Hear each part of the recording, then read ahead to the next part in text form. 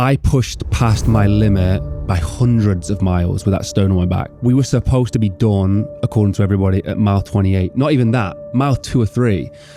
So I pushed past hundreds and hundreds and hundreds of miles. To me, that is where the mindset is such a strong thing. The mind is the most powerful tool. I am back from the world's heaviest marathon and 450 miles of running with a 55-pound stone on my back. Something I was told was completely impossible. And you guys, I've told the journey to and the mission that I had. So today I wanted to answer all the questions that you guys have been asking. Today's video, as always, is powered by Huel. Much like my run, Huel Black Edition is what I'm drinking in recovery right now. If you want to find out more about Huel, head to the link in the description. I'll talk about these guys a little bit later on in the video. But today I'm sitting down and I'm going to answer some questions for you guys about the world's heaviest marathon and speak about some of the opinions that I had of people who told me it was impossible, and also my wonderful SAS friends. Some of their opinions was very interesting and they helped me through this run as well with some technical information, some training stuff and some other things as well. So I'm going to dive into all of that. How do you even prepare to carry 100 kg on your back? Like, obviously, where did the idea start, and then what actually goes into putting that idea into practice? Okay, so this is a question I keep getting is, how did I come up with the idea of the mission and how did I do it? That's a great question. So the task was so impossible because I didn't think about doing it. It kind of like struck me in a very quick moment. I was up in the Scottish Highlands. I was in Inverness and I saw a stone on the side of the road. I'd wanted to do something for my son for a long time. I just had this amazing conversation with Erwin McManus about doing something in honor of my son. And when I saw the stone, I was like, I want to carry that stone back to Nottingham and turn it into a gravestone for my son. And I don't know what possessed me, but that's what hit me. So I started researching and figuring out how I could do this. So I had the stone and I weighed it, found out it was around 100 kilos, and figured out that to carry a stone 480 miles that was 100 kilos was possible, I thought in my head, but it would take me months. And I figured out that I needed to get that stone cut down. So my mission, I thought, was to carry it to the nearest stonemason, have it cut into a headstone, and then carry that the rest of the 400 odd miles. So when I Googled it, the closest stonemason to where the stone was resting was around 28 to 30 miles away. It was basically just over a marathon. And that's where the mission started. I knew that I had to carry the stone a marathon distance. Then it was going to be cut down into a baby-sized headstone, which is a smaller headstone.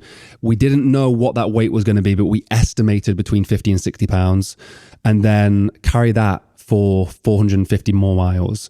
I gave myself 10 days to do that at the time. It ended up being just around 12 days. There was a few little detours we had to take and a few reasons we had to, which I'll dive into today.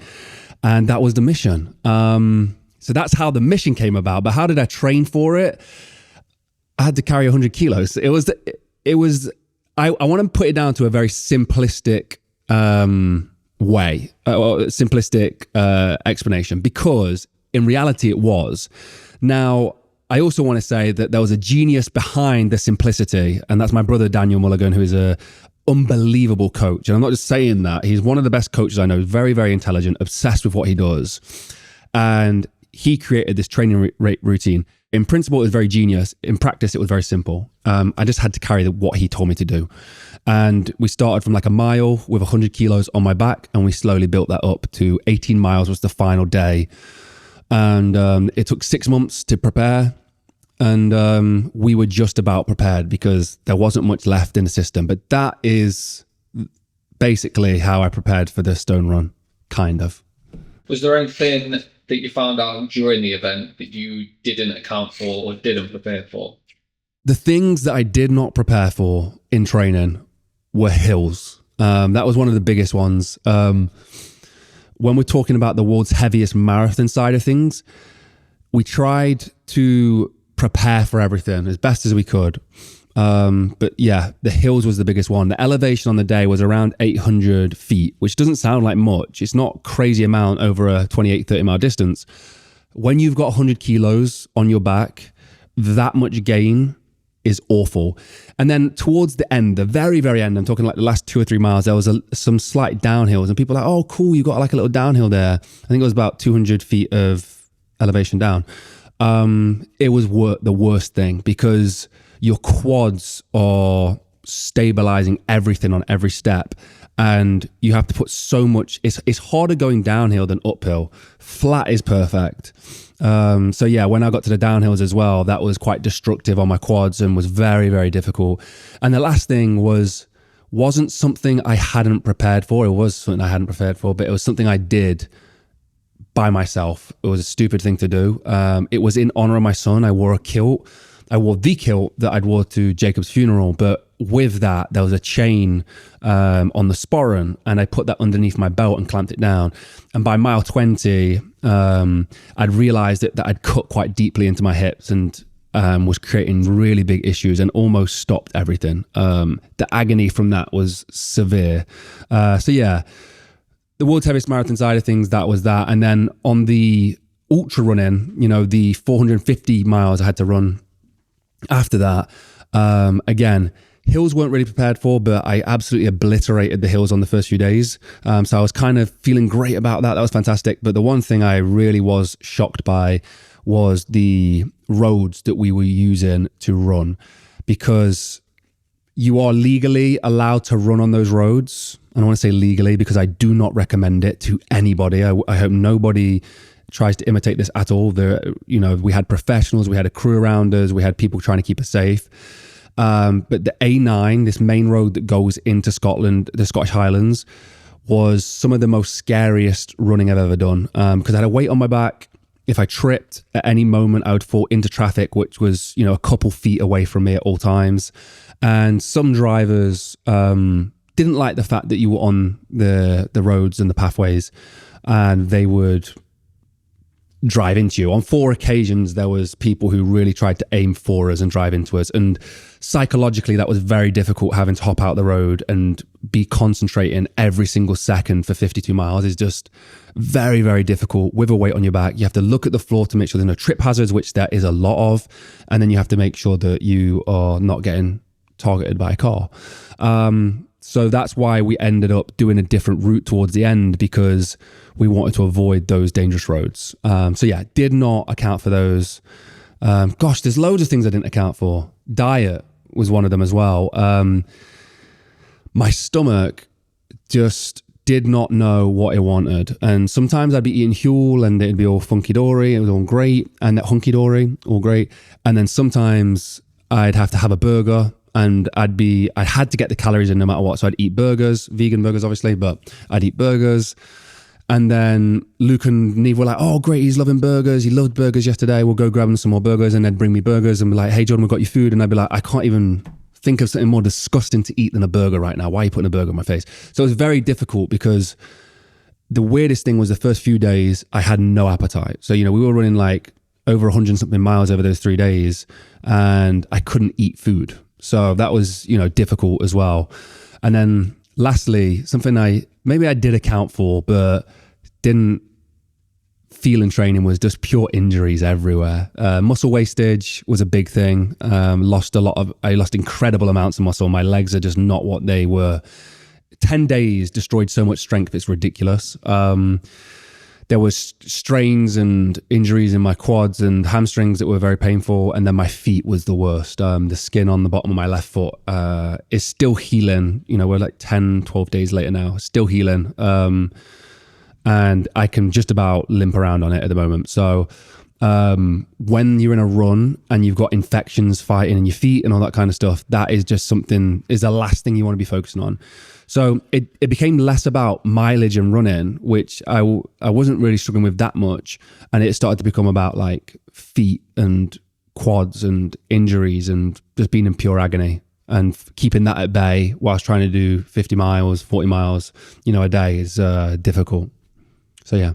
You kind of spoke about it already a bit, but with regards to eating, how many calories were you burning a day? And were you able to then match that? And then on top of that, recovery-wise, what was the sleeping pattern like? So calories, we estimated at around 15,000 calories burned a day. I think it could be more because I was heavier. I didn't weigh my body weight on the run day. I weighed it after the World's Heaviest Marathon, so we do know how much I weighed. I've not checked it yet, but I suspect it was around 270 to 280 pounds. We were calculating that I would be burning 15,000 calories off Strava at a 250 pound body. So I was already 20, maybe 30 pounds heavier than that. Then we had the 55 pounds to add as well. So I suspect we were well over 15,000. Eating that many calories is something I definitely can do. Doing it whilst I was running was impossible. Like I say, some days we had 1,000 calories, 2,000 calories. Some days I managed to get close to that 10,000 calorie mark maybe, but it was very difficult. And everything started off great. And, you know, it was like the guys, Connell, Yusuf would have the camper van set up. I'd run into the camper van at my checkpoints. They'd have fuel ready for me to go. They'd have drinks ready for me to go. I'd eat that down and we'd go on to the next station. As the days progressed, my stomach and how I was feeling and the fatigue and it was like a flu-y feeling, but without the flu feeling. Like everything, like my insides just weren't working that well. Just started to not work properly. So then it became trying to replace calories, just whatever we could. And we were just whatever I could get down at the time is what I would get down at the time. And then the sleep situation was the worst thing of all. Because the mileage was so long in the days and the fatigue got so much, sometimes we'd have these routes where we're running hills and my pace would come down so much that we'd be running till like 1, 2 in the morning. And then if you didn't get up 7 the next morning and start running straight away, you'd be running till 2 or 3 in the morning again. And that happened the first few days. It knocked on loads, and then I had to have a physio session in Edinburgh that knocked on again. So we had to start reaping that back and you know, trying to pull that back. So I slept less for a load of those days to get that back and get back on track, but the sleeping was horrible. We'd get back to the campsite. So I'd finished the stone run. I'd put a flag down in the ground that I was going to pick up in the morning because we didn't miss a single step of running at all. I'd get in the camper van, go to the campsite, sleep in the camper van, and it'd be like a little sweat box. It was awful because I'd have these crazy sweats, like I'd be dripping with sweat. And you're in this little box. And then I'd wake up and try and go again. And it was like that constantly until we started doing, as we got closer to the end, we started doing hotels because I needed to, the infection in my feet and stuff needed to be treated. So we had to start doing showers and baths and all that kind of stuff. Not that I wasn't already washing, but the campsite facilities was not as good as the hotel facilities.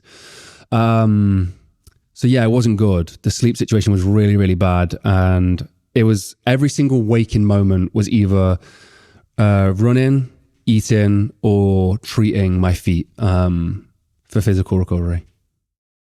So kind of leaning into that, obviously you've kind of touched on the negative side of it, but how do you keep going knowing that that's literally all you're doing all day from the moment that you wake up to the moment you fall asleep, you are running? And as someone that's there, I can vouch that that was the case. It literally was.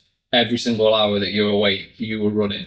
So how do you wake up the next day and know that you've got another 8, 9, 10 days left of this? This is the biggest thought I've come away from this run, is the mind is the most powerful tool. And I say that to premise it because I had to play so many different mental games whilst out there. Sometimes the mental game was in the hour and it was tricking my mind to get through the hour. Sometimes the mental game was in the day and I would try and get through the day. And a lot of the times the mental game was throughout the week, and it was about trying to play chess with myself to convince myself that we didn't have long left, or we were getting through the stages quickly, or whatever it was.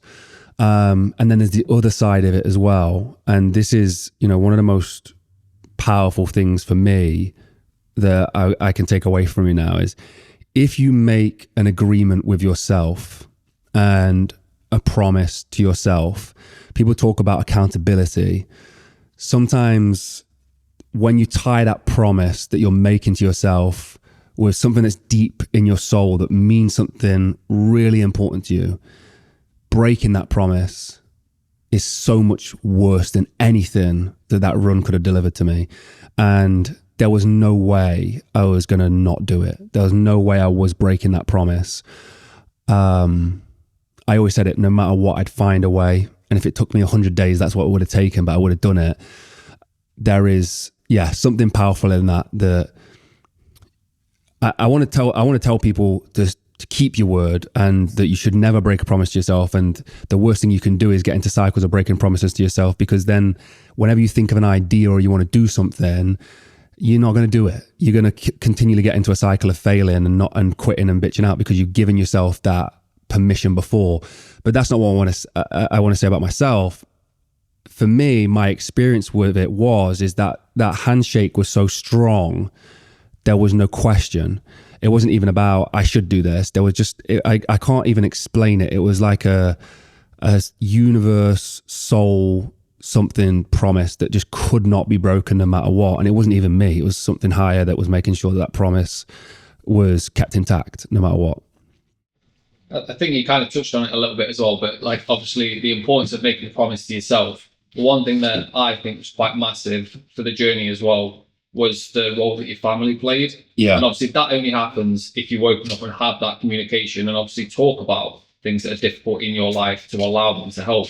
Yeah. So specifically during that journey, how important was it having your family by your side? Yeah, I mean, just again on just a little bit about the promise I made to myself is and I say about accountability, you hold yourself accountable. I think if nobody else was there, and I think I might have said otherwise on the day, if nobody else was there, I still think I'd get the run done. There's something in there, but the role that the family played, not even the family, everybody, but I'll speak specifically to my family right now, was at times is exactly what got me through. From Jacob to Jude to my mom to Neve and Luke, especially to Erin.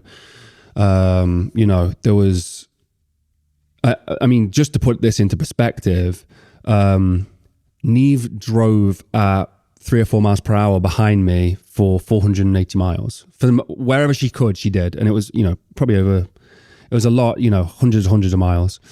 That's not easy, just in itself. But she did that, and she watched every single step to make sure that I didn't trip, to make sure I wasn't falling asleep whilst I was on my feet, to make sure that I was keeping my pace, to make sure there wasn't injuries or anything severe happening to me. And Luke did the same. And Luke ran over 100 and something miles with me on the first few days because he wanted to support me. My mom, my son sent these beautiful letters that I got to read whilst out there. And in your darkest of moments, having something like that is powerful to remind you exactly why you're doing it. Not just about the selfish promise I made for myself that I'm going to do this. And, that for me is probably born in my ego and macho-ness of wanting to do something and prove everybody wrong. And I was always going to keep that promise to myself to prove to myself that I was capable. But then there's the other people that this matters to. There's the people that we're raising money for. There's people who are watching, who I've told, look, I went through what you went through, and you can do something about it. You can raise money for it. I had these conversations with people who wanted to have impact on the same kind of thing, or their thing that they were struggling with, and they wanted to have impact on other people's lives. And I was saying, this is what I'm going to do. And it's like those people who are watching going, is he going to do it? Is he truthful in what he says, and am I capable of doing something as well about my situation or helping other people? So yeah, those reminders of that was massive. And then to speak to the friends aspect of it is, the first day I was up, the Stoltmans, and I was with Luke and Cushy, who are like absolutely my best friends, and they know me so well that they knew this was one of the most monumental things I was trying to achieve, and was very emotionally and spiritually important to me. And they knew exactly what to do the day before to get me into that zone of making sure I didn't psych myself out and I didn't destroy this moment. They know, Luke's been in competition for such a long time because she knows who I am. And they did that, and they put me into a really special place mentally and spiritually where I could achieve that. And then Luke, I still got it on here actually. Luke sent me this letter with this little, there's a sunflower, and Luke's got because of his mother, Sheila, has got a lot of like an affinity with sunflowers, and he wrote these words, and I won't share the whole letter, but I do remember my spine being crushed, probably like 200, 250 miles. And I was like, my posture would start to like crunch up, and you could probably see it in some of the videos. And Luke wrote these words about standing tall like a sunflower for my family and for the people around me. And I remember that. And I remember every time you touched that, I can remember now, my chest would come back up, my shoulders would go back, and I'd look forward. So yeah, those messages were massive to me. And there was loads of friends, you know. My girlfriend was a massive support.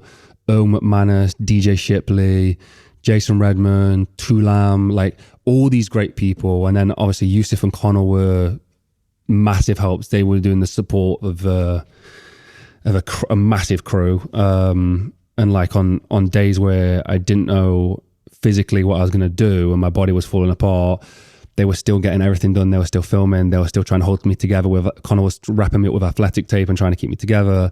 And so yeah, I can say that it's an individual thing, and it's a promise I made to myself, and I was going to keep that. But the goal itself is not individual. There's a lot of people behind it, from the people it helps to the people who help me. So yeah, and I think that about everybody. Everybody talks about this self-made thing, you know, self-made millionaire, self-made success, whatever it is. Nobody's self-made. You know, we're all standing on the shoulders of giants before us anyway. I wouldn't have been able to do this if I hadn't seen, you know, Russ Cook, Hardest Geezer, Ross Edgley, you know, all these great people who have done these feats of strength and endurance before me, and great athletes. Like, I wouldn't have believed my body was capable of something more. You know, David Goggins, reading, you know, David Goggins' book, like those kind of things is what inspires you to go further. So for me to come here and say I'm self-made or that I did this all by myself would be a lie, because in the moment everybody helped me, and before that people made me realize my body was capable of so much more. So yeah, I had a lot of support out there. Today's episode, as always, was powered by Huel. More specifically, Huel Black Edition. What have I used throughout my whole training process and through the run as well was Huel Black Edition. 35 grams of protein, 26 vitamins and minerals, and slow release carbs. This stuff is the best thing. I love the ready to drinks. And yeah, it made me capable of achieving the world record. Don't just take my word for it. The hardest geezer, Russ, ran the length of Africa drinking this stuff as well. So it's not just me. It's amazing in a pinch. And when you're super busy, I just grab a bottle of the ready to drink. I'll take my daily greens in the morning and I'll have one of the meals at lunchtime, and boom, I'm ready for the day, and I'm saving time as I do it. If you want to find out more, go to the link in the description, where if you use the code pinned in the top comment, you can get $15 or £10 off your first order, linked down below. Thank you, Huel, for sponsoring the video. Let's dive back into the episode. Going off that, obviously there was a specific moment where it was all on you and it was down to the individual. So talk to me about mile 20 during the World's Heaviest Marathon. Yeah, so mile 20 is probably, there's a ton of pivotal moments on this journey, but mile 20, which of a 480 mile journey seems very close to the start, was probably the closest coming to failing this. So yeah, mile 20 was the closest I'd come to failing this. And mile 20 was the world's heaviest marathon. The elevation had killed me off. I'd already done 18 miles in training, so mile 20 wasn't supposed to be like a roadblock for me. And the pain was getting so severe in my hips. And I've spoken about the governor theory before, about a part of your brain that controls your pain tolerance. And I really do think that blisters, cuts, physical pain around your body can massively impact your physical output of your muscles, and running, ultra running, endurance, and carrying a massive stone for 20, 30 miles. So I was going through so much severe pain with all these cuts that when I got to mile 20, my legs started to shut down, because also my pace started to slow down as I tried to adjust and get out of pain. So I was taking more steps. I was spending more time on my feet. It was supposed to be quick blasts between my refuel stages, not slow, drawn out things. So we were coming to a grinding halt at mile 20. Emotionally, I started to realize that this was happening, and I started to picture Jacob in my head. And I was like, Jacob is watching me fail him right now, and I'm not going to be able to do this if I carry on at this pace. Something needs to change.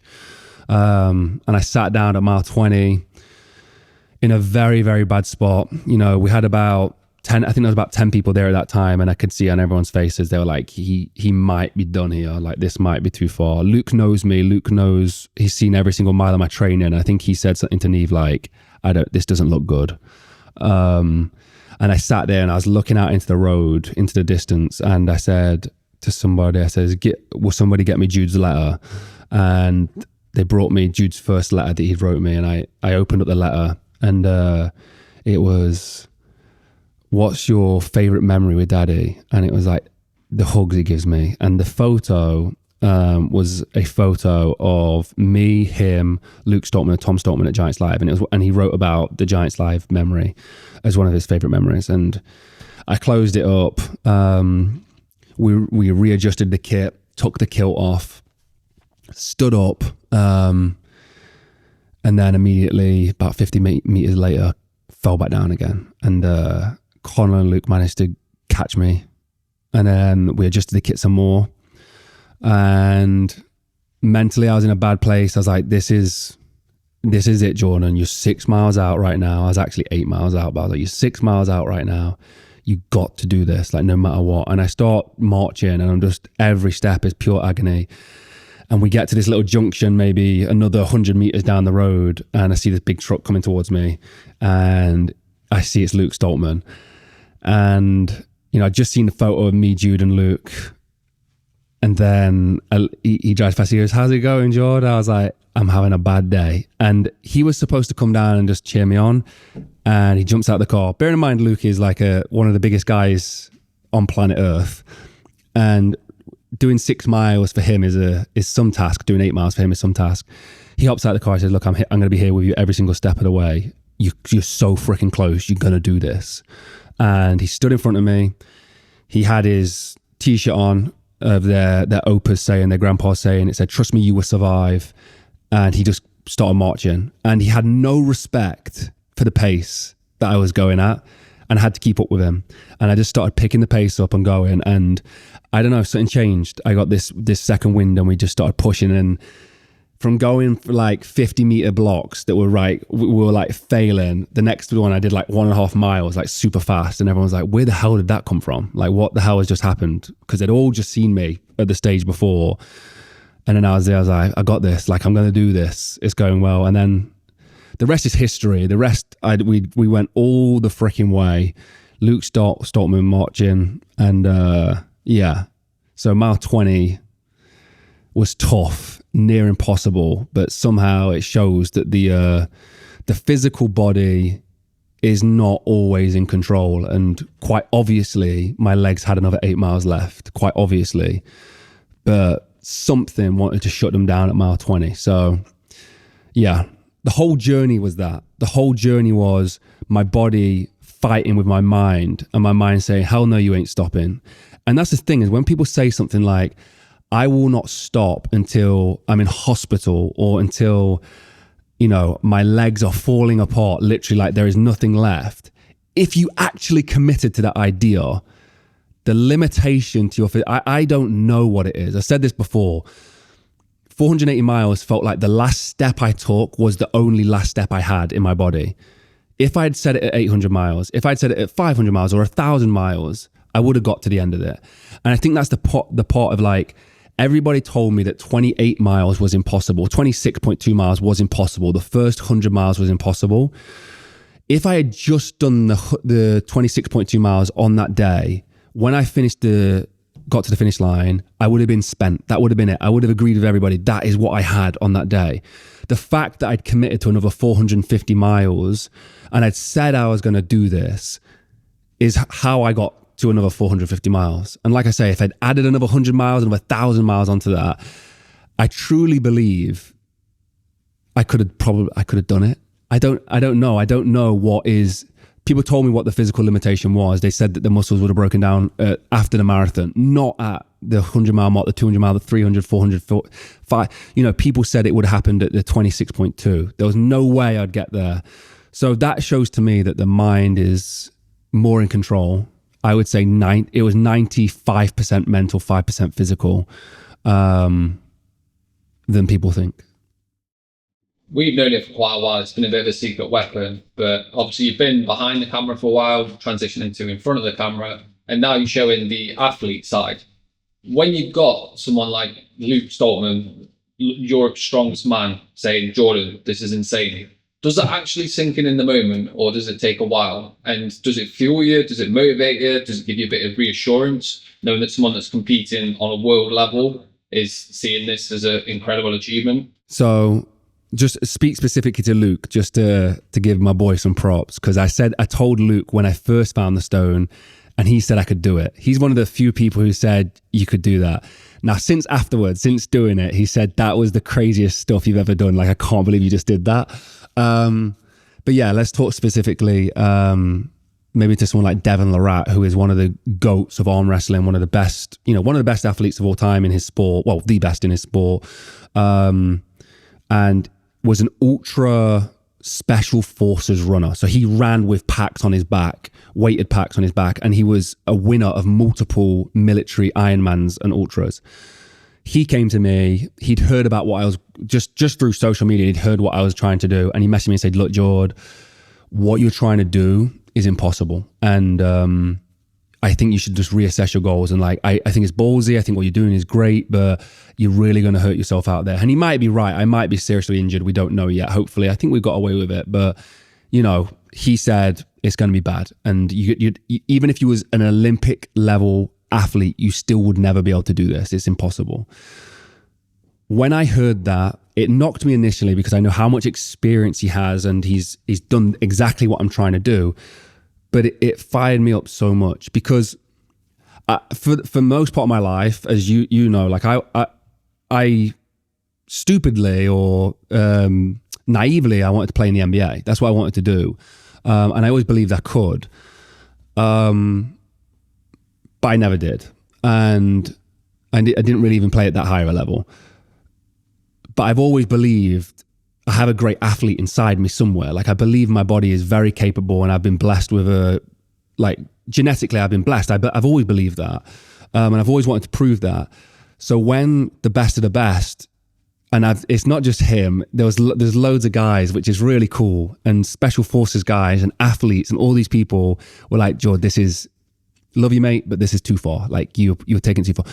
Especially the heaviest marathon side of things. I think a lot of people are like, 1 or 2 miles. 1 or 2 miles is what you can get. Nothing. There is nothing more than 1 or 2 miles. Some people didn't believe me when I told them this is what I was trying to do. That spurred me on so much because if I could do it, these people who I highly respect, very, very highly respect, the utmost respect, especially the special forces guys, if they are telling me it's not possible, 1 or 2 miles is possible, and then I go out there and do 28, and they trust me as well, so they know this happened, then, you know, they know what I did out there. They know. I know what I did out there. That's the most important thing. Nobody can take that away from me, but they know what I did out there. You know, Devon's ran ultras with 55-pound packs on his back, and he knows what that felt like to get to the end of a 30-miler, a 40-miler. He knows he can imagine what 480 miles feels like. He can imagine 220 pounds he thought was, you know, he said he couldn't even imagine how painful that would be. So to have the respect from those guys was something I was fighting for as well whilst I was out there, for sure. So yeah, proving people wrong. I'd say I was almost trying to prove myself right because I'd believed in myself the whole time, but proving people wrong and, getting those messages afterwards, like, that's wild. That's crazy. Well done. It was a massive part of it for me. Yeah. It's not out yet, so people will learn more about it when it does come out. But we're only really seeing the end product now, so the actual goal. But I wasn't here when it first happened, but from what I've heard, like, the first mile that you did with the weight on your back, like, you were nearly in tears, like, you just thought it was impossible. So how did you go from being able to do only just a mile to then being able to do 480 miles? Was it more the physical side of it, or was it more believing that you can and then actually seeing it being put into practice? You know what's so interesting? I couldn't tell you. I'd like to say it's mental because actually the very first test I did was with 80 kilos on my back for 100 meters. And I get to the end of that 100 meters and I've got it on video. I say, I don't know if that's possible. I I think we're way out of possibility here. And probably what Devon and everyone would think is like, yeah, 100 meters. Yeah, of course, that's what you're going to sort of end up with. The next time I did 1,000 meters, a kilometer, and like this, I don't know if I've convinced myself it's more impossible or possible. You can see like a little smirk on my face. I'm starting to think, well, it's only like 40 times that, 50 times that. So if I could do 40 times that, is it possible?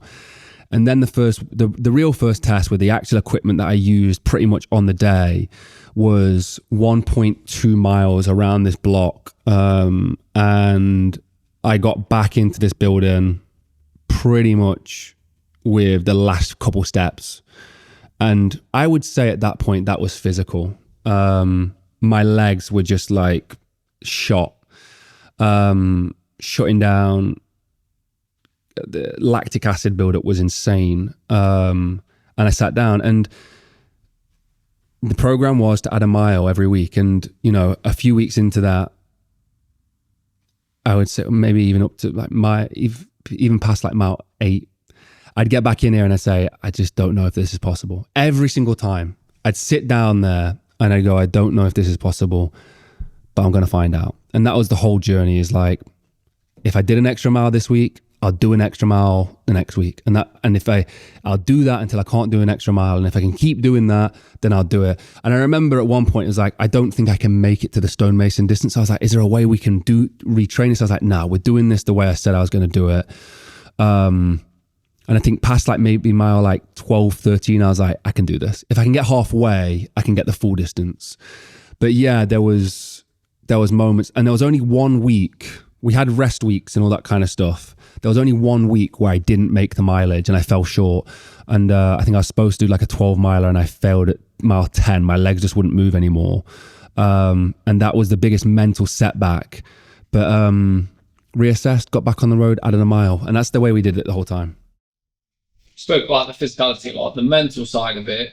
Was there anything during the actual 480 miles that you kind of learned about yourself mentally that you weren't aware of? And that doesn't have to be like resilience and things like that. But just, I don't know how much you're saving for the book, but any specific example? There is loads.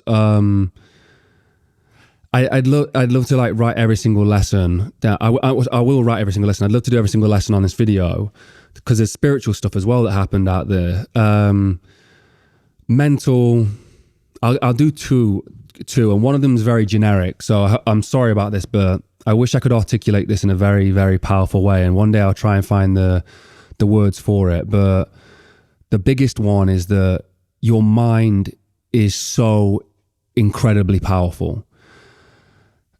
That sounds cheesy, and like people say this all the time. You don't understand. Like I cannot explain to you until you experience something on this level of pushing your physical body to a point where it's done, and then doing that 20 times more, how powerful the mind actually is. To be at the point of your exhaustion is done, you're 99%, and you think you're 99%, and then you go 20 or 30 times more than where you was at 99%. Could you imagine how powerful you'd feel if you did that? And that to me is what happened most days. And again, is like, I will write it, and I'll write it into a point where you understand, but the mind is everything. You know, there was that old quote we had on one of our videos, the mind is the battleground. And I really do believe that. The physical body is just a manifestation of what you do with your mind. You know, that's how you build, you build that through your mind and your physical thoughts. And this doesn't even go for physical tasks. It goes for just anything in life, trying to become successful, trying to be a great person, trying to be a good person, whatever it is. The mind is the most important thing. And there is nothing that changes that. And so many people will talk about genetics and this kind of stuff. I'll speak about this one thing.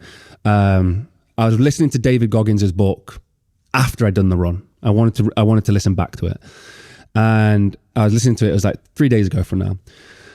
And he talks about, he went to this, I think it was like MIT or something. And he goes on this panel and he is talking about mindset and resilience. And there's a doctor there who's researched mindset and resilience. And he's speaking to the audience and he says, mindset can get you so far. Everybody can push it. We've researched and you can push it to this certain level. However, there is a ceiling that everybody will eventually meet. And that's just science. That's the truth of the matter. Your physical body will stop you at some point. And David Goggins pulled this face and like, he didn't say anything, but he was like, no, I don't agree with that. And someone from the audience says, David, what do you think of that? And he was like, I disagree. I said, well, look, 99% of people, I would agree that what you've said in the science makes sense, and that's the truth. But there's 1% of people, a very small fraction of people, who it doesn't make sense to, who that I do not agree with that at all, categorically. And there is what is the perception of the limits, and you can constantly push past it. And that is where I'm at. I pushed past my limit, and even for myself, what other people set for me by hundreds of miles with that stone on my back. Not a small. We were supposed to be done, according to everybody, at mile 28. Not even that, mile 2 or 3. So I pushed past hundreds and hundreds and hundreds of miles. To me, that is where the mindset is such a strong thing. The mind is the most powerful tool. The limitation is what you ultimately set for it. And people go, no, you will eventually find it. I was like, I do not believe I will. And that's where that I'll do it till I die thing comes in. And maybe one day somebody will have the last laugh and the last word because I'll be dead. But I just don't think I'll find that, But the truth of the matter is, I guess, is that the physical body will fail before the mind if your mind is strong enough. But the physical body can go a lot further than people realize, but it requires the mind. So yeah, I don't know. That was probably one of the biggest lessons. And the other one is it's all mindset. If you set a goal, this is a new theory I've got. If you set a goal, the last 5% of that, the last tiny little bit of that is where you will arrive at extreme discomfort and difficulty. If it's a hard task. So if I said I'm going to do 100 miles with this stone on my back, those last 10 miles or whatever, the last 5 miles, I'd be in a world of pain. It'd be very, very difficult.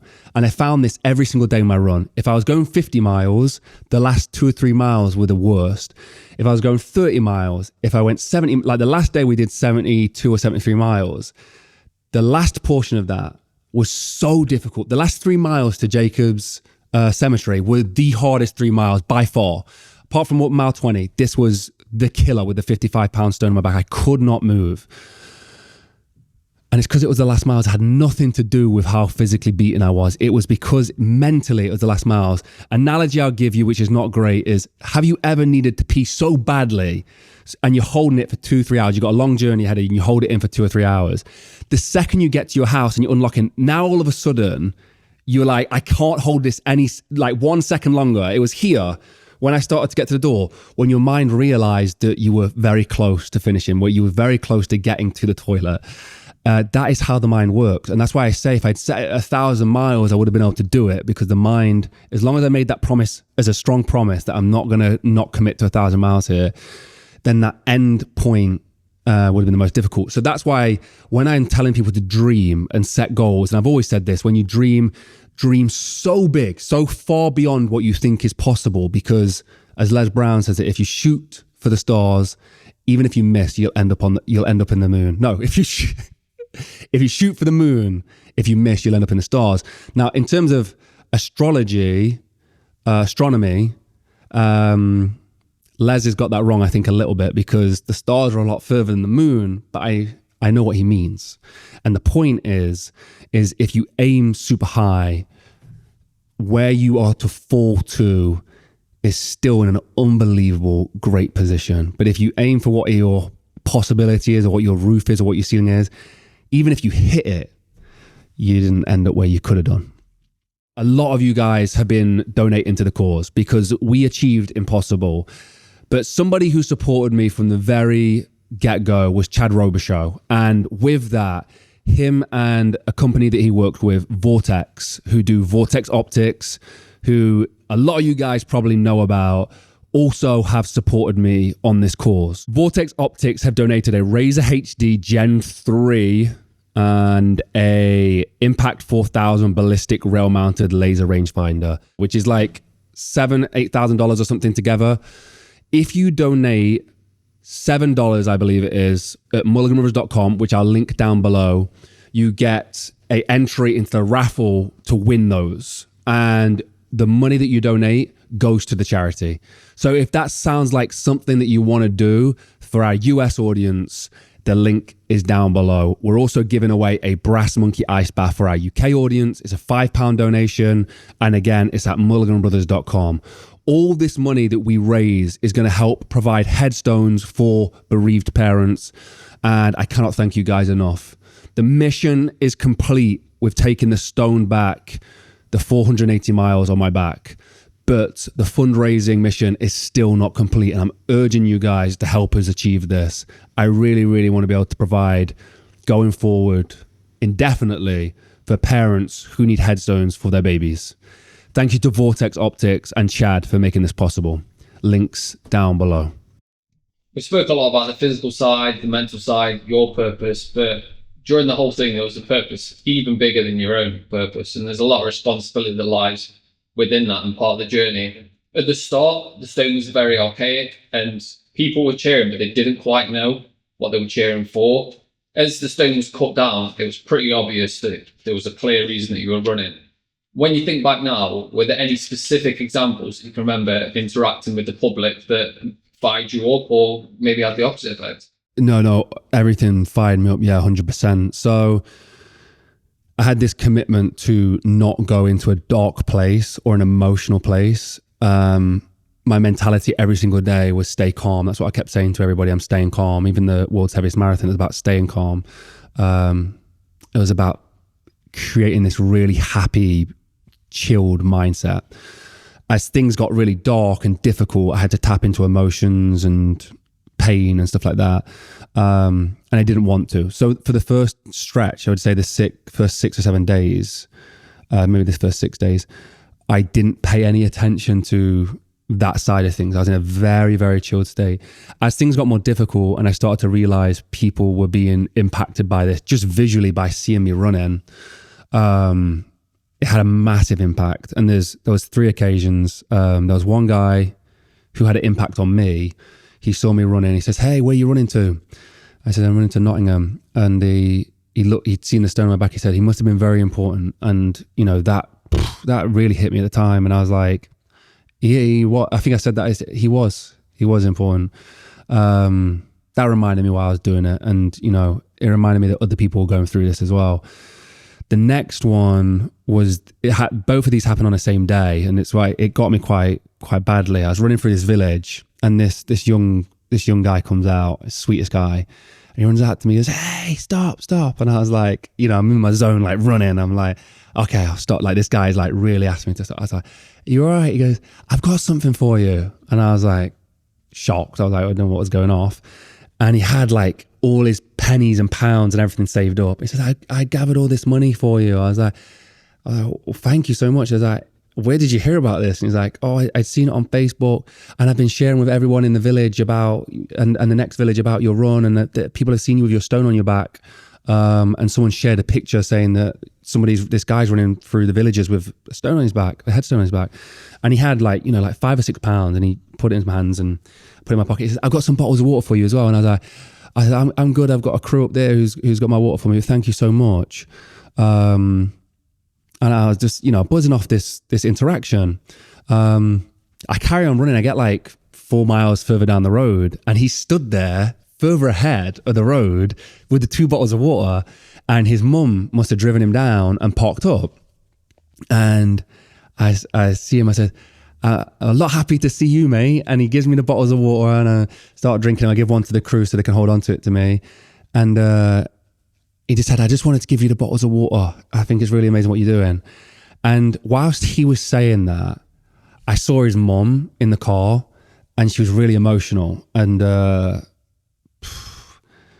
she was really emotional and she'd put the visor down so I couldn't see the most of her face, and she just couldn't look at me.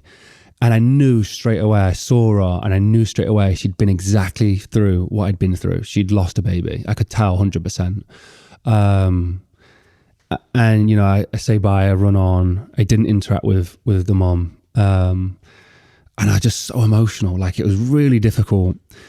And I realized like, what, this is not just me. Like, I'm not the only one who's been impacted by this. So I carry on running.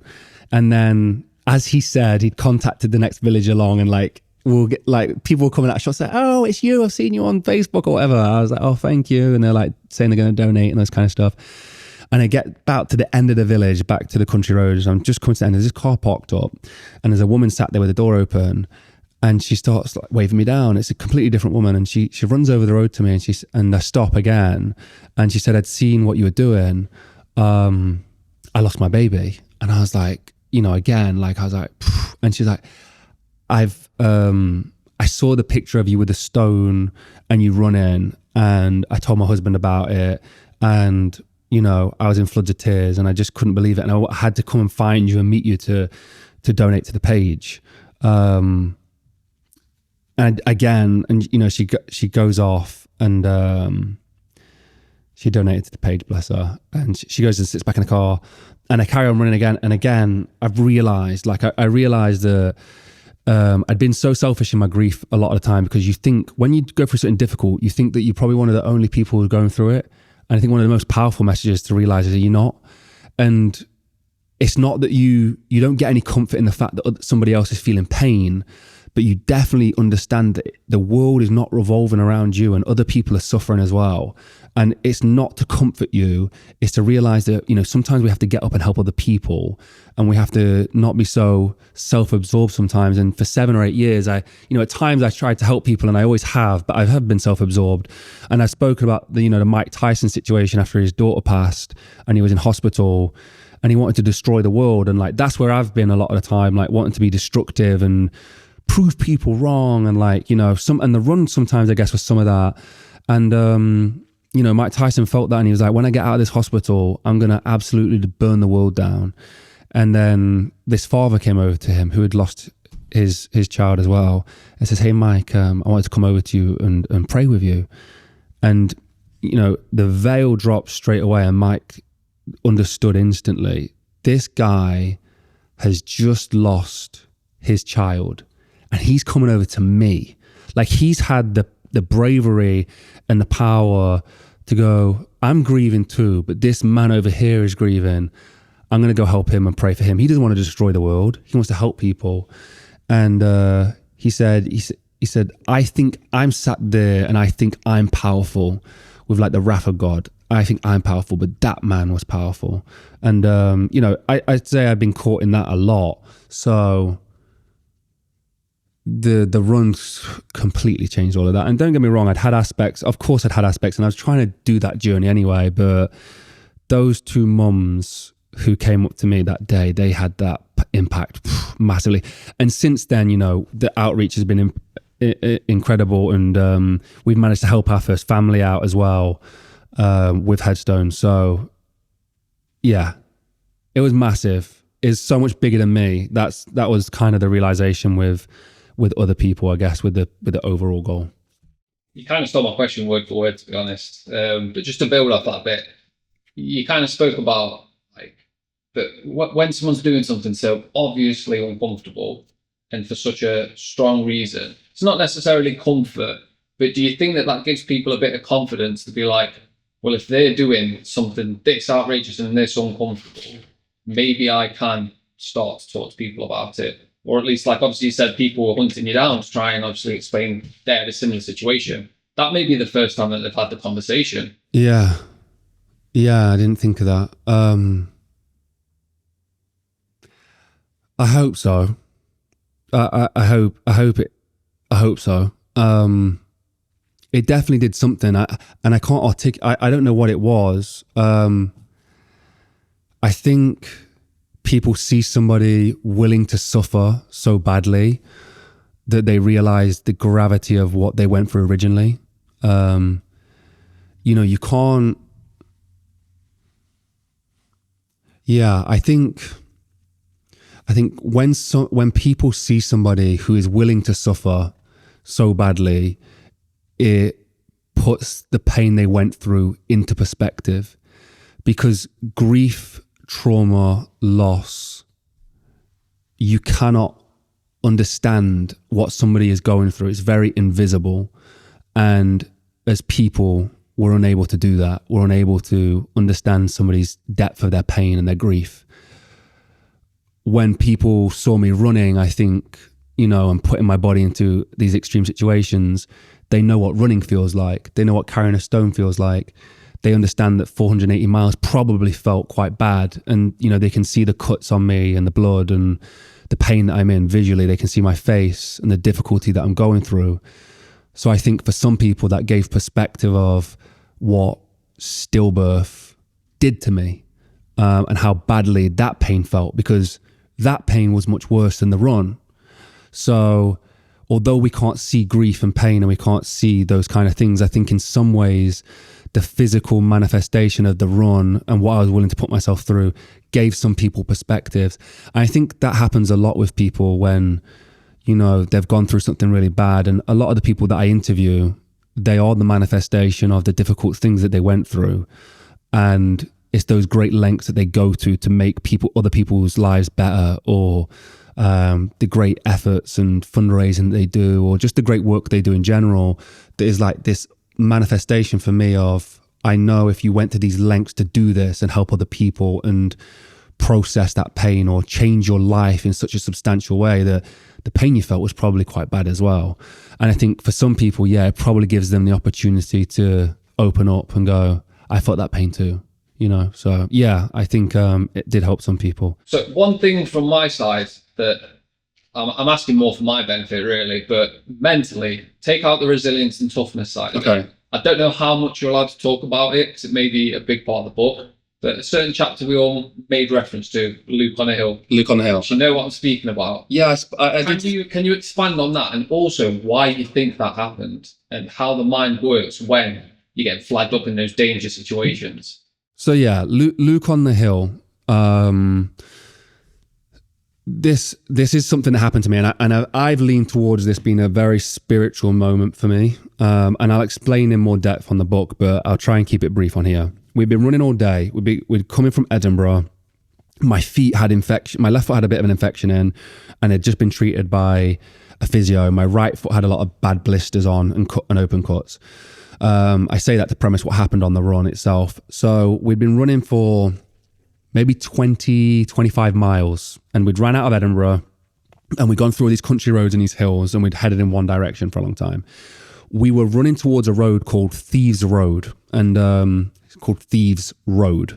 So when we got there, I arrived at Thieves Road, and it was a path. It wasn't a road. It was a trail, like a very tiny, rocky, not smooth concrete at all trail. And every single rock, when you stand on a rock and the whole bottom of my foot at this point was a blister, including all the base of my toes, it like rips the blister. It's very excruciating pain.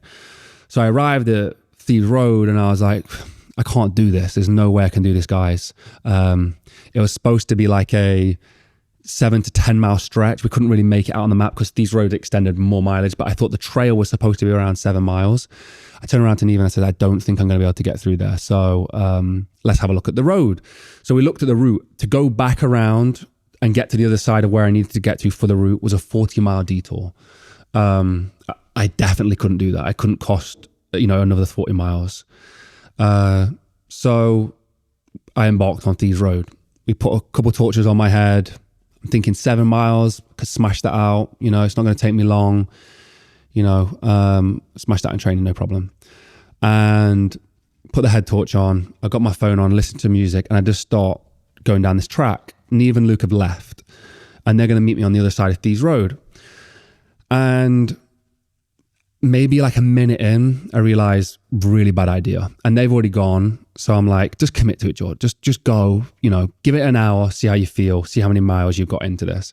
And I start going, it's all rocky paths. And then there's like a rock and a little bridge made of like wood balanced between two rocks. And I was like, oh, this is a bit of a ball ache.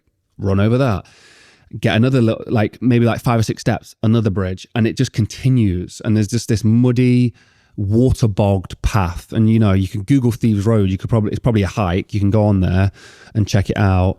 And I start going and going and going. And I'm making no my pace sometimes bad. I'm slowed down by this whole thing. And I'm going through fields of cows, and cows are chasing me, and I'm hopping over fences and all this kind of stuff. And then I start to lose the path sometimes because these like rods with like little stickers on to keep me on the path. I'm getting through, and I eventually get through to this like open bit, and I can see Edinburgh like so far in the distance, the bridges, and I'm like, you know what, killing this. I'm probably like close to being finished. I've got music in my ears. I'm like, this is amazing. Let me make some Instagram videos and like film like, yeah, look at me, I'm enjoying my life. And then I thought, you know what, let me just check how far I am away from where Neve's going to meet me. And I check on the path, and it's like 3 and a bit miles. I was like, wow, I've really killed some time here. That was amazing. But I realized my phone's like on like 5% battery. And I thought, just in case something goes bad, I'm going to text Neve, say, hey, pound my phone down. I'm going to lose my battery. I'm going to pound through this. I'll see you in like, half an hour or whatever. Pile the phone down, and I start running. And then I start to realize there's like mountains that we're climbing over. So I climb to the top of this mountain, and I'm gunning it, and I'm pounding it up there. I'm flying. As I'm doing this, the water levels start to get a bit higher, like on this path. It was super weird. It was like high up, but like marshy and watery. And there's like cow crap everywhere, and cow crap in the water and everything. And I misstep, and my foot just plunges with all my blisters, all my cuts, plunges straight into the water. All the cuts are soaked with like this cow crap mix of water and dirt. And the shoe that I'm wearing is like this ultra shoe. It's like designed to like be perforated and let air in. So the water just goes straight for the foot. I take another step, my right foot plunges into it. So now I'm covered in cow crap, water, all this kind of thing in all my open wounds. And I'd just been to the physio, and he was like, we need to fight infection. Anyway, keep running, get to the top of this hill, and I'm dripping with sweat. And I'm like, get to the top, I'm like, I must be there. Power my phone back on, and realize once I powered it back on that I've only gone half a mile, and it's taken me for ages. And the sun starts going down. I've got like 3% on my phone now, and my head torch is like a little bit low as well. And like I say, these little posts like sporadically dotted around to stay onto the path. And I start to realize like this could turn into a bad situation. So I start running. I keep going. I go for like another hour and a half, maybe longer. I was out there for a long, long time, and it's pitch black at this point, and I can just see just what's in front of me, and it's really bad. And I'm like, we're in a bad situation now. And I pound it to the top of this hill. I get to the top of this hill. I'm like really destroyed, and I'm like, I'm gonna have to like kind of like walk the rest of the way somehow and get down here because it's dangerous. There's all these like paths and rivers and stuff. And as I'm stood on the top of this hill, I can see to the sort of the hill or the mountain. I say mountain, it's like the lower half of a mountain or whatever. And there's like a tiniest in the distance, a tiniest like outline of a gate. And all of a sudden, this massive, massive flash of light just cuts across everything, over the hills, everything, like, and flashes in my eyes. And I can hear like super faintly in the distance, Jordan, in Luke's voice. And I stand on the top of the hill that I'm on with my arms open wide. And I'm like, yes! And like, I'm celebrating. And I just get this adrenaline, and I start bombing it. And I'm just gunning it down this hill as I'm jumping over these like rivers and over these bridges and everything. I'm just gunning it. I gun all the way to the bottom of this valley. And then I've got this huge climb to the top where Luke's going to be with a Tesla flashing the lights. And I get to this gate, and I'm like pounding it up there. I remember like feeling like a superhero. Like I felt like I was like Wolverine, just like bounding through these like landscapes. And I'm going. And it must take me like, 45 minutes or something to get through that valley and up to the other side. I get to the other side, I get to the gate, and I hop over the gate. And then like I slowly realize no one's there. And I'm like looking around, it's this like thin trail. A car couldn't have got down there. Nobody could have got down. There's no life in that area, no matter what. Like nobody could have been there. And I'm like super confused and freaked out. So I just start running like quite like, what the hell? So I keep running, I'm looking around me, and I keep running down this trail, and I must run for another like 30, 40 minutes. before I reach any form of life. So there's no way somebody could have been there. I would have caught up with them if, whatever, but like there was no one there. I get to this road now, like the path, I hop over another gate, and there's like a path, like a road there, small road, and there's a house. There's like 2 houses, and I run down this little road, and Neve and Luke aren't there. And like super confused, like what the hell just happened? Like, and I wasn't delirious at the time. I wasn't dehydrated. I was in a very good frame of mind. And I run maybe for like another 30 seconds, and I see these headlights coming towards me, and I'm like, Luke and Neve, and they come, and I'm like, oh, thank God. And they open the door, I get in the car, and I was like, how were you up on the hill? Like, to Luke, I was like, how did you flash the light? Like, how did you get back down? And like, I'm confused. He's like, what are you on about? He's like, I wasn't on the hill. I was like, you flashed the light at me on the hill and you shouted Jordan. He's like, George, we've literally just got here. And I was like, I was like, swear to God, like that just happened. Like, you was on. He was like, George, he said, Neve, honestly, haven't we? We just got here. And I was like, what? And they're like, yeah, it's like the detour we had to take took us so long. Like, we literally have just got here to the spot. I don't know what you're on about. And that's the story, really. That is the story. And so many people, take it 2 ways. A lot of people would probably say the mind is a powerful tool. And my mind knew better than me and knew that I was in such a dangerous situation that it faked something happening for me to move faster, maybe, which is possible.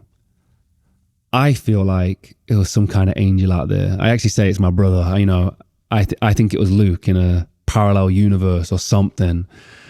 I don't know. But a lot of people ask me about what I believe in. Do I believe in God and all that kind of stuff? And like, I don't subscribe to any particular faith, but I do believe we don't know everything, and there is something else to this life that we just don't understand.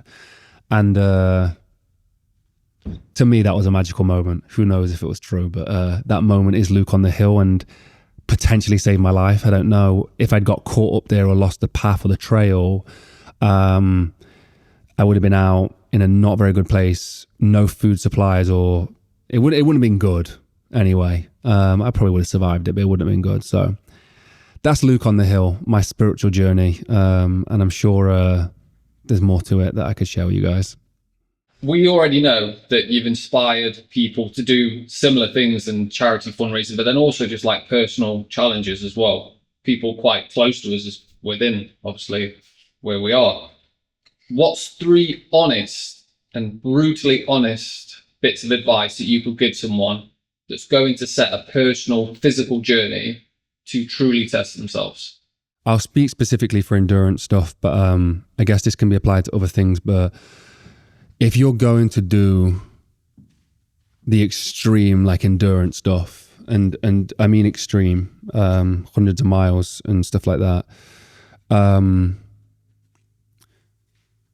you have to be prepared to destroy yourself. That's physically and mentally. If you think you'll get through it all hunky-dory and get to the other side when you're doing something extreme, and I'm not about extreme, some people can do ultras, 100-milers and stuff, and maybe they are in a good place, but if it's extreme for you, you got to be willing to destroy yourself. And I think that's one of the most important things, actually, is to be reborn as this new person. You're going to have to destroy that body, man. You're going to have to destroy that mind. You're going to have to go to places that you did not expect to go to. And people say expect the unexpected, but be prepared to deal with everything that comes at you. If you have something in your head that is an out, you'll quit. If there is a rule or a reason in your head that you set yourself prior, you'll quit. I think you need to make it and set it up, if you wanted to accomplish this, that there is no way out. And what I mean by that is, under no circumstances can you stop. You need to give yourself the ability to be able to do it. This is bad advice if we're talking about your health, but if you're talking about achieving that goal, that's what I would say. you need to have the second one is you need to have the strongest why. It has to be purposeful. If I was just doing that just to achieve the title of world's heaviest marathon and then running 450 miles, which is just a very confusing title anyway, I wouldn't have done it. No way. There is no way. If you do not have purpose, if you do not have a why, and I'm on about the most strongest of whys, keeping you accountable, making sure that no matter what you achieve that goal, you won't be able to do it. In my opinion, nothing is worth achieving for me, nothing is worth achieving unless it's linked to my purpose and my why and my reasons for living. And that's how you keep that promise to yourself, that handshake you made to yourself. If it's part of your purpose, then you can do that. Number 3, get ready for the most pain you'll ever be in your life. Prepare for that. Again, goes to the first one, but it doesn't matter what, you're going to experience pain you've never felt before, on physical pain, on levels you've never felt before. You might even, if it's attached to something emotional or something important to you, you might also feel some emotional pain you've never felt before. Some trauma might come up that you've never felt before. And when those things come, just be ready for it, man. I'm not saying you can prepare for it, but expect that it's going to happen. And the fourth one is, I mean, the biggest takeaway for me is the fourth one is the biggest takeaway is no matter what, under any circumstances, once you complete this, nobody will ever be able to take that away from you. When you do something, when you achieve it, invest in the fact that nobody ever can take that away from you. And if you understand that that is the most important thing about it, that no matter what, it doesn't matter if people said it was fake or if they said it wasn't even that big of an achievement or somebody else could do it or whatever, you know what you did out there. And when you finish, you will have that for the rest of your life. And when you eventually get to your deathbed or you get to the other side of this place, you'll remember doing this and all the other great things that you did, but you remember doing this because it was so impossible for you in your head. It became so difficult, so painful, so emotionally hard on the journey. And you know what you overcame and you developed greatness within you. You've got that for life. And to me, that was the biggest takeaway I had, where I was like, I've got this forever. It doesn't matter what comes of it. Doesn't matter if people respect it. Doesn't matter if it, gets lots of views or people talk about it, whatever. I have it in here as this thing I achieved that I have for the rest of my life. And that's important. Also, you get to tell your grandkids about it, which is great. So, yeah. I guess the last question is that I keep getting. I'll just do some quick fired ones at the end. But the last question I've been getting is, what is next? And I've kind of said, whilst throughout the run and I was in all of that agony and I was putting a lot of people through a lot of pain as well because they were seeing me in pain, I said that I probably won't do anything again. A week later, I've obviously forgot how much pain I was in and I've got a bug of wanting to do it again. I will say this, nothing, and I mean this, will ever be as hard as what I did. There will be things that I think people will perceive as better and more impressive, but I know for a fact nothing will be as hard as this. And I think a lot of people will probably go, well, why would you do it then? Because it's not going to lead to more growth. It's not going to help you out. And I disagree. I think it will help in other ways. There will be other things that it can do. But I kick back again to David Goggins. If you ask him what is the hardest race he's ever done and the hardest run he's ever done was his first 100 miler. And you don't think he could go back and just destroy that 100 miler right now? Of course he could. It was about where he was at the time. It was how difficult it was for him at the time that made that 100 miles the most difficult 100 miles. But he still runs to find different parts of himself, to battle different parts of the mind, to push in different ways. So yeah, I will be back. I'll be doing more things, of course. I freaking love it. So yeah, what am I supposed to do? Quick fire questions. A few of the ones I got. What did I eat? I ate Huel a lot. So Huel Black Edition, I've been drinking this since I've done the run. It's got 35 grams of protein, 26 vitamins and minerals. You know, I can reel it off the top of my head because I've done that multiple times, but that to me has given me reassurance that I'm getting everything I need in my body post-run. Whilst I was in the run, a lot of the ready meals is what we ate. The ready to drinks were great. I didn't drink the Black Edition because I wasn't needing the protein so much at the time. It was more about getting the calories and the carbohydrates in. The ready to drinks were amazing. They just taste great. And my stomach was like, yep, we A-okay this. The other things was like just calories. It was flapjacks, burgers, ramen, whatever I could get down my stomach is what I was taking in. And it wasn't great. Gels, liquids, whatever. So yeah, there was a lot of that. What was the other questions? Would I do it again? No, never. And I would say this, whenever you're doing a goal that you want to achieve something great, have some naivety about it. If you're trying to do something that nobody in the world has ever done before, and I'm on about something that is really different, whether it's business, physical, whatever it is, really different, be so naive about it. I've done that multiple times in my life, and it's always served me well to be naive, because sometimes if you know how deep the water is, you're not going to jump in. So a leap of faith into the deep end and figuring out how to swim once you're in there is the best thing for it. Over-analyzing and analysis paralysis will keep you from achieving some of your greatest things. And if I knew just how difficult this was, I would never have done it. And now I do know how difficult it was. Would I ever do it again? No. I'll do something else, but I'd never do that again. I didn't need to do it again. I've already done it. So it's fantastic. Thank God.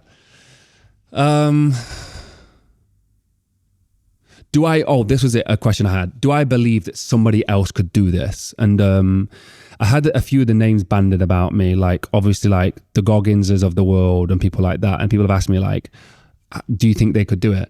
I personally don't think anybody else in the world could do it or would do it. I do think there are a small select people who have the capability to do it. There's a small select amount of people who are physically able to do it, who are built like me, you know, like over 6'6", you know, over 250 pounds, big, strong people who are built similar to me, a lot of legs. But then do those people exist with the same mentality as me? I think that's a tiny, tiny, tiny little intersection. It's why when people ask me like, do you think Goggins could have done it? I don't have a comment on that at all, because I don't think it's a fair comparison at all. Like Goggins' body is built completely different. And to be honest, if somebody said to him, this is what you got to do, I think he'd happily put on 50, 60 pounds and figure out a way to do it as well. So like, you know, somebody like him, again, this is why I say it's 99% mental. I don't think it's not, maybe it's nothing physical. Maybe if everyone had the right mindset, everybody could do it. But I just don't think there's many people out there with the right mindset and then the want or desire to do it, and then the physical body to do it. So that intersection is so tiny and minuscule that I just don't think it would ever happen. I also don't think, I think if somebody had the perfect equipment, the perfect 100 kilos, a track to go around, all the nutrition, everything, and did it that way, they might have a chance of doing it. I don't think anyone could do it in the circumstances I did it either. With the elevation, with going down the A roads and having cars drive at us whilst we're doing this thing, with a rock, not calibrated weights, with the lifting apparatus I used. I don't. So that's my opinion, and people probably think that's egotistical, but I'm the only person who knows what that felt like right now, and I just don't think, I don't know if that sounds big-headed. I'm not trying to, but yeah, it was hard. And I think that I've always said this, that that's my one skill I have above everybody, and I had this for my whole life. I've always said this, I don't know why, since I was a kid, is I'm tough. And after that, I think I'm one of the toughest. So it's not egotistical. I did that. So yeah, I don't know. I don't think anybody could. The fundraising. I haven't raised what I wanted to raise yet. And this is the last thing I'm going to leave you guys with is I really want to. And the reason I'm putting this out there, to you guys is you've seen the journey. The documentary is going to be coming out soon. And I want you to see it in depth and just really what lengths we went to. And there's reason I went to those lengths is because, you know, there are people who need our help. We've raised money and I'm so thankful. Everybody who's contributed, I am really thankful. The reason the amount was set to £25,000 is because if I can achieve that, I can create headstones at such a low cost that I can provide a lot of people with headstones. And although we've helped our first family, I want to help more people. I want to help a large quantity of people. And to do that, I need to get the suppliers, the tool and all that kind of stuff. And on this journey of doing this stone, I've managed to find some really great contacts for that. And I'm managing to get it even lower than I wanted to. But if you want to support this journey, please go to the GoFundMe or to the Brass Monkey Ice Bath giveaway where you can win the ice bath, or to the Vortex giveaway where all of the money from all of those things goes to the charity goes to setting up the charity and goes to helping provide headstones. This isn't a thing where this charity is going to pay people who I know or anything like that. 100% of the funds is going into the headstones directly. If I have to drive that car myself to deliver these headstones to the cemeteries, wherever I can save money, I will do 100% of the things. Like, we are going to make this the most cost-effective headstone production possible, completing these headstones in beautiful granite. That is the goal. And if you want to help that, please do. You can share the videos, you can share the GoFundMe, or if you have got the ability to do, you can donate. And I really, really appreciate it. So yeah. And I guess the last question that I had actually quite a lot, is this a Guinness World Record? Right now, it's not. And we're going through the process with Guinness. We're really, really hoping that it can be a Guinness, just so if there are any naysayers, because there are a few people who have said, I don't believe it, and I love that. But if we have Guinness approve it, then obviously that sort of clears that up. But just so you guys are aware, to make it official, one, you have my word, which should be enough. But if you really wanted to figure out if this was real, I have the full recording from the day, from the moment we calibrate the scales with a 10 kg plate, we weigh the stone, we put that on my back, and every single moment from that point on is filmed until I weigh it at the end again to verify it. And there's around 12 witnesses throughout the whole journey. So those things exist. If you did want proof that I did the world's heaviest marathon, it's there. Thank you for watching. Thank you for joining the journey. It was a long road to get here. And I really do appreciate what everybody has helped contribute to this journey.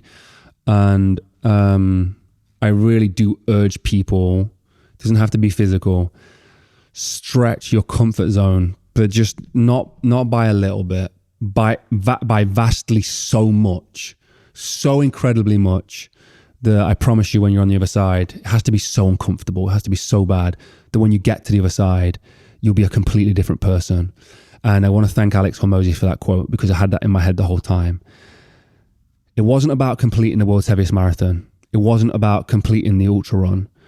It was about meeting the person on the other side who could do those things, meeting a version of me that was capable of doing those things. And now I sit here before you as that person is one of the greatest feelings in the world. And I urge you to do the same. If you want to meet that person who's capable of that, you have to go to the other side of that comfort zone, not by a little bit, but by the most monumental thing you could ever imagine. This person that would have to achieve what you want to achieve is so different, so incredible, such a superhuman that you can't even imagine what they're like. And the only way of meeting them is by following the journey that got them there. Thank you for watching. Have a blessed and productive day, and I'll see you in the next one. Peace.